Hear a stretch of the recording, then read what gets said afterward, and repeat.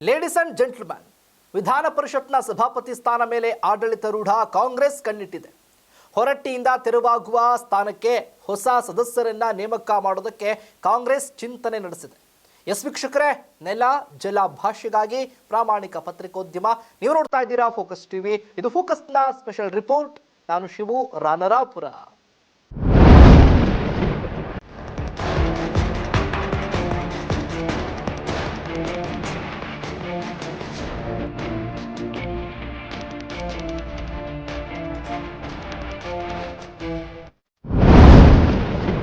ಪ್ರಸ್ತುತ ರಾಜಕೀಯ ಬೆಳವಣಿಗೆಗಳು ಹಾಗೂ ವಿಧಾನ ಪರಿಷತ್ನ ಸದಸ್ಯರ ವರ್ತನೆಗೆ ಬೇಸತ್ತ ಸಭಾಪತಿ ಬಸವರಾಜ ಹೊರಟ್ಟಿ ತೀವ್ರ ಅಸಮಾಧಾನ ವ್ಯಕ್ತಪಡಿಸಿದರು.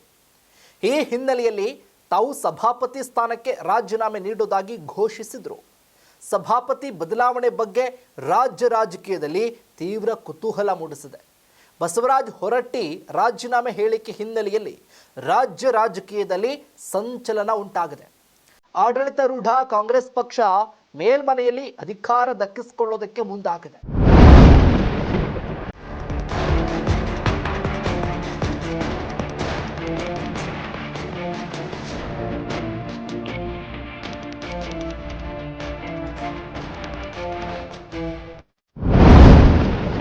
ವಿಧಾನ ಪರಿಷತ್ನ ಸಭಾಪತಿ ಬಸವರಾಜ ಹೊರಟ್ಟಿ ಹಾಗೂ ಸಿಎಂ ಸಿದ್ದರಾಮಯ್ಯ ನಡುವಿನ ಬಾಂಧವ್ಯ ತುಂಬಾ ಉತ್ತಮವಾಗಿತ್ತು.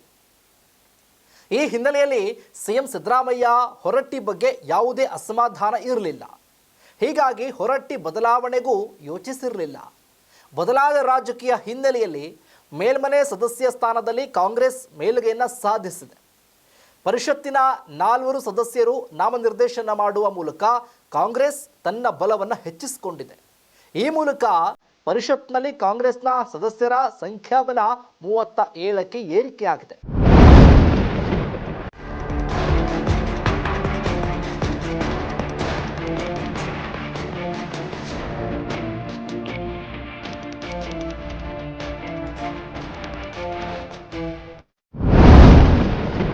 ಪರಿಷತ್ನ ಸಭಾಪತಿ ಹೊರಟ್ಟಿ ಸ್ಥಾನಕ್ಕೆ ಕಾಂಗ್ರೆಸ್ ತನ್ನ ಸದಸ್ಯರನ್ನ ನೇಮಿಸುವ ಸಾಧ್ಯತೆ ಇದೆ ಎಂಬ ಚರ್ಚೆಗಳೂ ಕೂಡ ಕಾಂಗ್ರೆಸ್ ಪಡಸಾಲೆಯಲ್ಲಿ ಹೆಚ್ಚಾಗ್ತಾ ಇದೆ.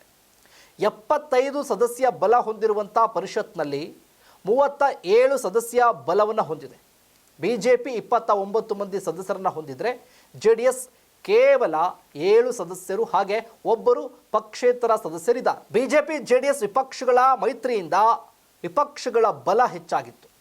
ವಿಧಾನಸಭೆಯಲ್ಲಿ ವಿಧೇಯಕ ಮಂಡನೆಯಾದರೂ ಕೂಡ ಪರಿಷತ್ನಲ್ಲಿ ವಿಧೇಯಕ ಮಂಡನೆಗೆ ಹಿನ್ನಡೆ ಉಂಟಾಗ್ತಾ ಇತ್ತು. ಸಭಾಪತಿ ಹಾಗೂ ಉಪಸಭಾಪತಿ ಸ್ಥಾನಗಳು ಬಿಜೆಪಿ ಬಳಿಯೇ ಇದ್ದುದರಿಂದ ಆಡಳಿತದಲ್ಲಿದ್ದರೂ ಕೂಡ ಕಾಂಗ್ರೆಸ್ಗೆ ಪರಿಷತ್ನಲ್ಲಿ ಬಲಿಷ್ಠವಾಗೋದಕ್ಕೆ ಸಾಧ್ಯವಾಗಲಿಲ್ಲ.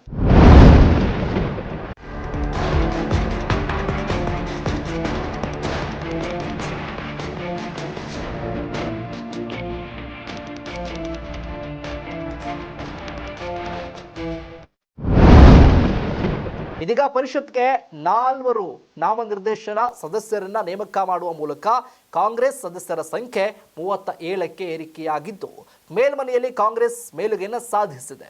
ಬಿಜೆಪಿ ಹಾಗೂ ಜೆಡಿಎಸ್ ಮೈತ್ರಿಯಾಗಿದ್ದರೂ ಕೂಡ ಸಭಾಪತಿ ನೇಮಕಾತಿ ವಿಚಾರದಲ್ಲಿ ಜೆಡಿಎಸ್ ಕಾಂಗ್ರೆಸ್ ಬೆಂಬಲಿಸುವಂತ ಸಾಧ್ಯತೆ ಕೂಡ ಇದೆ.